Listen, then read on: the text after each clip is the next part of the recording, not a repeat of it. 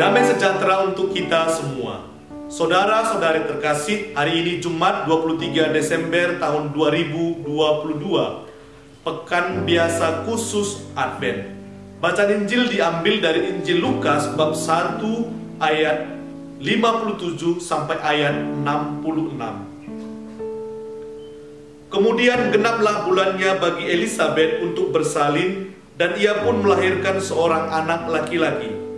Ketika tetangga-tetangganya serta sanak saudaranya mendengar bahwa Tuhan telah menunjukkan rahmat-Nya yang begitu besar kepadanya, bersukacitalah mereka bersama-sama dengan dia. Maka datanglah mereka pada hari yang ke-8 untuk menyunatkan anak itu, dan mereka hendak menamai dia Zakaria menurut nama bapaknya. Tetapi ibunya berkata, "Jangan, ia harus dinamai Yohanes." Kata mereka kepadanya, "Tidak ada di antara sanak saudaramu yang bernama demikian." Lalu mereka memberi isyarat kepada bapaknya untuk bertanya nama apa yang hendak diberikannya kepada anaknya itu. Ia meminta batu tulis lalu menuliskan kata-kata ini, "Namanya adalah Yohanes." Dan mereka pun heran semuanya. Dan seketika itu juga terbukalah mulutnya dan terlepaslah lidahnya, lalu ia berkata-kata dan memuji Allah. Maka ketakutanlah semua orang yang tinggal di sekitarnya, dan segala peristiwa itu menjadi buah tutur di seluruh pegunungan Yudea. Dan semua orang yang mendengarnya merenungkannya dan berkata, "Menjadi apakah anak ini nanti? Sebab tangan Tuhan menyertai dia." Demikianlah sabda Tuhan. Membuka diri pada tuntunan Roh Allah. Saudara-saudari terkasih, Injil hari ini menampilkan keagungan karya Allah bagi umatnya. Allah tidak akan pernah mengecewakan umatnya yang berdoa dan berharap kepadanya dengan iman yang teguh. Karya belas kasih Allah tampak dalam terkabulnya permohonan dari Zakaria dan Elisabet akan hadirnya seorang anak dalam keluarga. Kelahiran seorang kudus, Yohanes, menjadi bukti bahwa Allah tidak pernah melupakan umatnya yang berseru kepadanya dengan hati yang tulus ikhlas. Dalam bayi Yohanes tampak manifestasi kekuatan dan tangan Allah. Muncul suatu pertanyaan, mengapa kekuatan tangan Allah ada pada anak ini?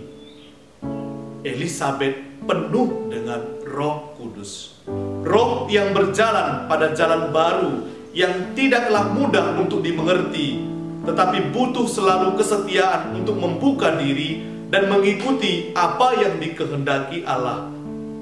Setiap dari kita lewat pembaptisan telah menerima Roh Kudus. Roh yang selalu menuntun kita untuk berada pada jalan Tuhan. Namun Roh Kudus akan tetap menaungi perjalanan kehidupan kita jika kita sungguh terbuka kepadanya dan siap untuk dituntunnya. Inilah yang dijalankan dan dihayati oleh Elisabet. Kadang-kala kita sebagai manusia ragu, goyah, dan kurang percaya. Hal ini ditampilkan dalam Injil lewat diri Zakaria. Ia menjadi bisu karena ragu akan karya belas kasih Allah yang disampaikan kepadanya melalui malaikat Gabriel. Namun pada waktunya Allah menyatakan belas kasih-Nya sehingga ia kembali normal dan memuji serta memuliakan Allah karena perbuatannya yang agung. Saudara-saudari terkasih, kita juga perlu belajar dari Zakaria. Sekalipun kita ragu, jangan pernah menutup diri atas rahmat dan Roh Kudus, sebab Roh itu akan menuntun kita pada pengertian yang benar bahwa Allah senantiasa berbelas kasih dan selalu menepati janjinya. Namanya Yohanes yang berarti Allah berbelas kasih. Elisabet mengalami suatu kegembiraan besar atas belas kasih Allah. Anak ini adalah janji Allah kepada Zakaria dan mengubah hidup pasangan ini. Peristiwa Allah berbelas kasih kepada pasangan Elisabet dan Zakaria menghadirkan sukacita besar. dan mereka telah menjadi saksi dari kebaikan Allah. Saudara-saudari terkasih, peristiwa ini patut kita syukuri karena melalui Elisabet dan Zakaria, Allah merealisasikan belas kasih dan kepeduliannya kepada umat manusia. Dan kita percaya dan harus tetap percaya bahwa hari ini, saat ini juga Tuhan ingin merealisasikan misteri sukacita bagi kita. Allah merealisasikan belas kasih-Nya hanya melalui kita, anak-anak-Nya, agar kita mampu menjadi pewarta sukacita dan keselamatan Allah yang datang dan ingin dekat dengan umat-Nya. Allah menghendaki agar hati, roh, jiwa, dan tubuh kita selaras dengan rancangan-Nya. Rancanganku bukan rancanganmu. Rancangan Allah seringkali berbeda dengan rancangan kita. Kita biasanya merancang seturut keinginan dan kehendak duniawi kita, sementara rancangan Allah sebaliknya, yang mengutamakan hal-hal rohani, hal-hal ilahi. Saudara-saudari terkasih, hari-hari misteri keselamatan dalam Natal sudah semakin dekat.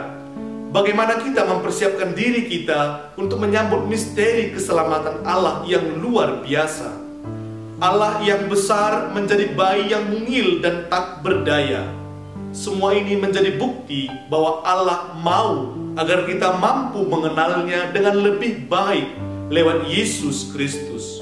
Mari saudara-saudariku terkasih, kita mempersiapkan diri kita, membuka diri dan membiarkan diri kita dibentuk olehnya, agar kita menjadi pembawa kabar sukacita dan keselamatan dari Allah bagi sesama di sekitar kita. Amin. Tuhan memberkati kita.